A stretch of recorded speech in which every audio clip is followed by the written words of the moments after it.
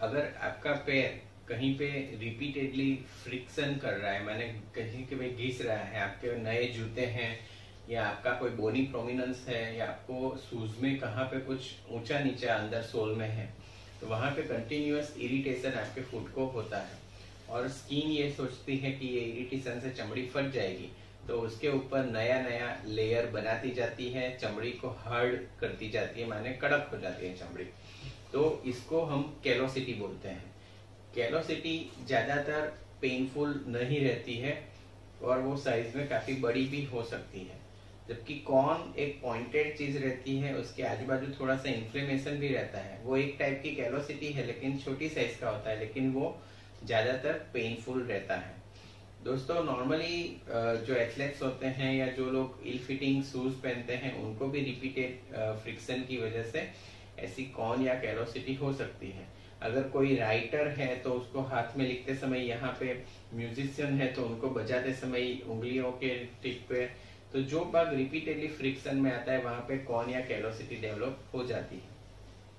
आज का जो वीडियो है वो है कॉर्न और कैलोसिटी एक्सीजन इन डायबिटिक फुट। तो डायबिटिक फुट में उसका क्या इम्पोर्टेंस है कि डायबिटिक फुट वाले जो पेशेंट्स होते हैं उनको सेंसेशन नहीं रहता है, इसलिए उनको जब ये फ्रिक्शन होता है और कॉर्न कैलोसिटी डेवलप होती है तो उनको ये चीजें पता नहीं चलती है, तो वो उसके ऊपर चलते जाते हैं और कॉर्न या कैलोसिटी बढ़ती जाती है। जब भी कॉर्न कैलोसिटी ऑलरेडी हाई प्रेशर की वजह से बनी हुई होती है और अगर वो ऐसे ही अनट्रीटेड रहती है तो उसके नीचे हिडन अल्सर बन जाता है। वहां पे कंटिन्यूस प्रेशर की वजह से अंदर की चमड़ी धीरे धीरे धीरे मर जाती है, ऊपर डेड चमड़ी का बहुत बड़ा एक थिक लेयर बना रहता है, लेकिन उसके नीचे एक छुपा हुआ अल्सर रहता है।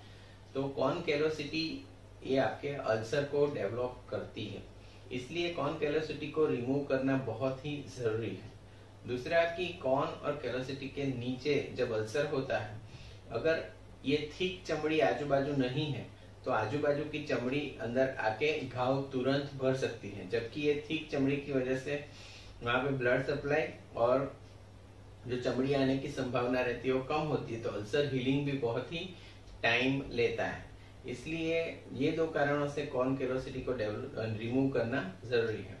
दोस्तों काफी सारे इंटरनेट पे उपाय बताए गए हैं कि आप इप्सम सॉल्ट में आपके पैर को डाल के रखिए, प्यूमिस स्टोन से इसको घिसिए, या फिर फाइल आती है उससे आप चमड़ी को घिसिए।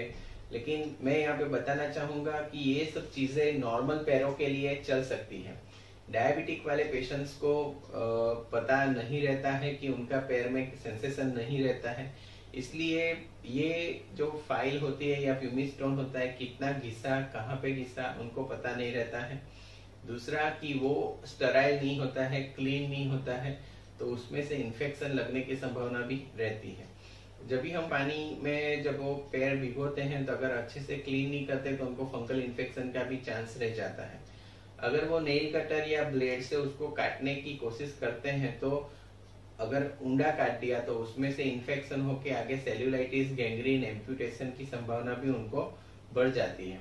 तो दोस्तों नॉर्मल पेशेंट्स जो होते हैं वो अपने तरह से घर पे भी थोड़ा बहुत इलाज कर सकते हैं, लेकिन डायबिटिक पेशेंट को अगर कॉर्न या कैलोसिटी है तो उनको डॉक्टर को तुरंत मिलना चाहिए। एलिगेंस क्लिनिक में हमने स्पेशली इसके लिए एक सूरत पोरियाट्री केयर करके हमारा सूरत डायबिटिक फुट केयर का सेंटर हमने चालू किया है, तो आप उसके ऊपर हमें मिल सकते हैं, आपकी कॉर्न कैलोसिटी को इजीली निकाल सकते हैं।